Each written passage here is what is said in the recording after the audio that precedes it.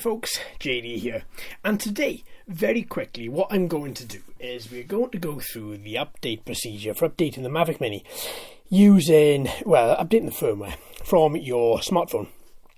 On this, I'm going to be using iOS.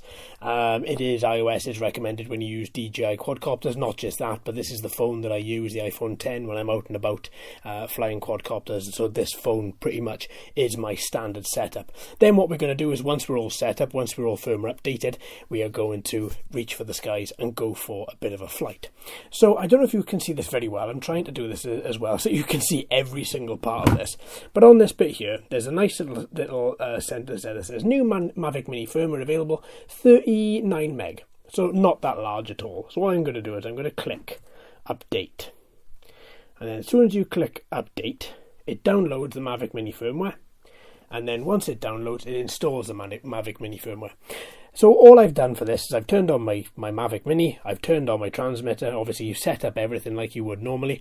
What I've also done is I have made sure that my Mavic Mini is open, just because when the firmware updates, the quadcopter will reboot, and therefore it may go through its standard motor test, in which case you don't want that in any way, shape or form to be encumbered in any way. You want it to be easy to move around. I've also removed the little camera gimbal protector at the front, again just to ensure that if when the quadcopter restarts and the gimbal and the camera realigns itself, then you don't want that again to be protected in any way. You want it to be able to free movement. There we are. It's now saying installing Mavic Mini firmware. As you can see, it doesn't take that long. 42% completed a second. Once this is complete, as I say, the Mavic Mini may restart itself. As you can see, the LED here now has stopped flashing. It has been solid for about 30 to 40 seconds just while this continues. What you are going to need a solid internet connection when you're doing this. Obviously, as it's my phone, it's connected to my home Wi-Fi. That way then I can ensure to get down this firmware update as quickly as I possibly can, and then obviously update everything from there. Now, if you have any other LED notifications other than this, just make a note as to what they are. You don't want to restart, reset or touch this in any way while this is going on. So what we're going to do, we're going to leave this now, and we're going to come back when that is at 100%. I'm going to speed this up. We'll come back when this is at 100%, and then we'll go for the next part. The next part. Okay then, folks. So far we're at 65%, and this quadcopter has restarted twice. It restarted at about 55%, and it restarted at about 63% as well. At both times, you'll notice the motors spin around. They make a weird sort of three-clicking noise, and then the quadcopter restarts. That's after a change of LED indication as well. The reason I didn't show you that is because my SD card was full in this camera, and I had to dump off that particular file before I can create enough space so I could go back and record this. So it was at 55, 56% and about 63% as well, and the quadcopter restarted. Needless to say, it's still installing, so it's probably going to restart itself again. As I say, just keep yourself aware of the fact that it is going to restart and that it is going to make a few noises now and again. Just make a note as well of the LED indicator status while it's doing that. Make sure it doesn't go orange, or make sure it doesn't go red. If it does, leave it. Don't turn it off. It still could be connecting, and it still could be transferring data back and forth. So therefore, for the time being, leave it alone and just go by with what your app says, because obviously that is your gateway into seeing exactly what's going on with your quadcopter. So I'll be back in the next couple of minutes. Transmitter's now flashing a different colour. Now flashing a different LED indication rather. Could be. There we go. That started to flash. I hope that's not a standard an unbinding procedure. No, it looks like it's rebinding. There we go. Update successful. When aircraft automatically powers off, restart aircraft. Okay, so I'm going to give it a couple of seconds. I don't know, because there's no LED there, I don't know if this is it in its powered off state. I would imagine probably not, because it would still be transferring data while it was still updating. So I might give that an extra couple of seconds now while I just finish off talking, and then see whether the quadcopter itself, it's got no indication underneath it, and the LED at the back isn't flashing. So yeah, it looks like it has powered off, so I've given that a couple of seconds. This aircraft is quite warm, so I'm going to click once and click and hold. Yeah, there we go, it had powered off. There we go. Lovely. Let's leave that power itself back on. So now that would explain obviously what the transmission LEDs were doing as well. So now we get an indication at the top and it says Mavic Mini firmware successfully updated. And there we go, we're back. So we've got solid LEDs on the transmitter. We've got a picture on here, so if I click go fly, then there we go, we can see my wall. But at least we can see it. And that's fine. There we go, I can move that around. That's absolutely perfect, no problem whatsoever. And therefore the LED indication is back to flashing steady green, or back to flashing green, which is good. Right, perfect. I think the next thing to do, my friends, is take this out and see if we can fly it. Okay then folks, let's get this underway. Look at today. Look at this lovely, beautiful day that we've got with this massive line of fog in front of me. We have got the sun coming up, so the sun is going to burn through this, so I'm not too concerned. I am going to try and see if I can keep the quad above. As you can see, it's very low-lying fog, so I'm going to try and see if I can keep the quad above it. I don't want the quad to get water on it. This fog is just water vapor. The quad is not waterproof, as you know, and therefore those two things could equal a bad time. So therefore I'm going to keep it above, and there's nothing wrong by me, so as far as I'm concerned, I'm just going to go straight up and then out. So a couple of things I noticed from how I had the app configured before that has changed. Obviously with a firmware update, anything can change. You might have your old settings which are saved, it might not, and this is something that has definitely not saved. So my auto return to home altitude was 131 foot, I believe it was, which should be roughly about 45 meters, I think 44 meters. Max altitude, that stayed the same. Max distance, that stayed the same. I'm not too concerned about those two, that's absolutely fine. Everything else looks to be okay. My settings were saved for Imperial. Camera settings, auto saved, SD card, no problem there. It's returning the right values of how much has been used versus how much hasn't. Update home point, that's something that we've got. I can calibrate the compass. That's something I want to do because I'm getting the little red flashing dot that is saying that the compass needs to be calibrated. The little red flashing, you know, the phone at the bottom of the app. So I'm just going to calibrate this very quickly. There we go. Calibration successful.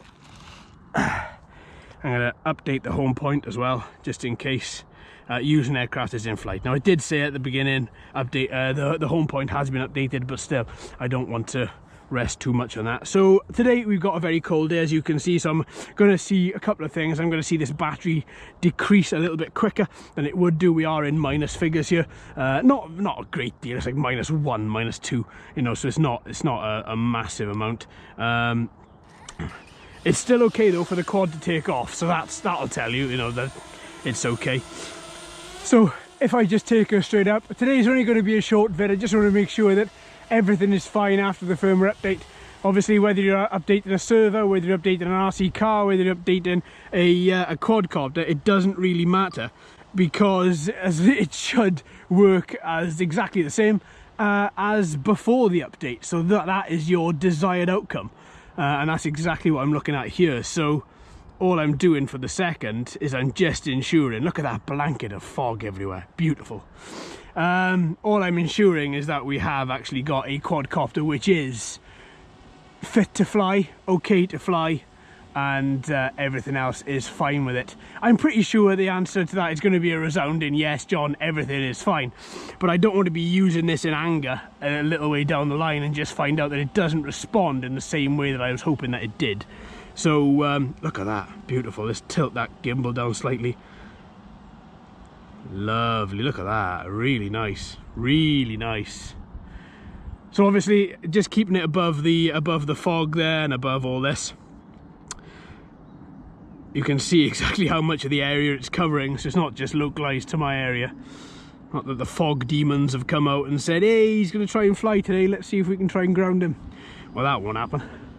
So yeah, this is what we've got, and it is, if I just flip that around quite quickly, and it is beautiful.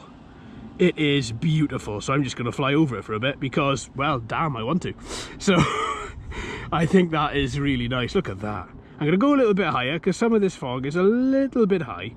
And of course, that's where the River Avon is, where you can see all that great big thick fog / low cloud / marshmallow in front of you. And obviously it's covering a great deal of that. There we go. If I just tilt that gimbal down a little bit more there, maybe we can see a little bit more. You can see exactly how thick and how well covered. There, right, you can see the river just through there. That's not a problem. So far so good, so far no problem. Oh, a little bit of a stutter in video relay there, but obviously I am turning around, I am coming back, so that's not a problem. I would say that this is actually okay. Personally, this is fine. Obviously I didn't think it wasn't going to be, but as I say, it's good to check these things, and I don't want to check them when I have got to use the quadcopter in any other scenario. If I go on holiday, take it with me, you know what I mean. So there we go, we've dropped 11% in battery straight away down to 89. Obviously I'm not taking my time with it either. You know, I could be filming in cinematic, but I'm not. I'm just filming in P mode, so that there is going to have an adverse effect as well on the battery. Wow, it is getting thicker around here. I've been looking up and looking at the app and looking up for so long, and I just turned around and thought to myself, damn, I can't see the trees in front of me anymore. Okay, well, that's what the day looks like. It is quite literally looks like that. Look at that, beautiful.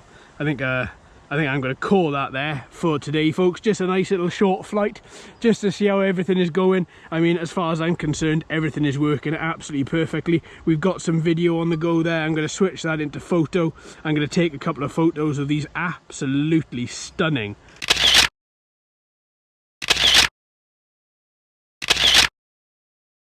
So I'm happy with that, folks. I'm happy with that. Let's reverse her. Let's do this a little bit backwards. Let's reverse her and bring her down. Lovely. And of course today, as if you hadn't noticed, we have no wind whatsoever.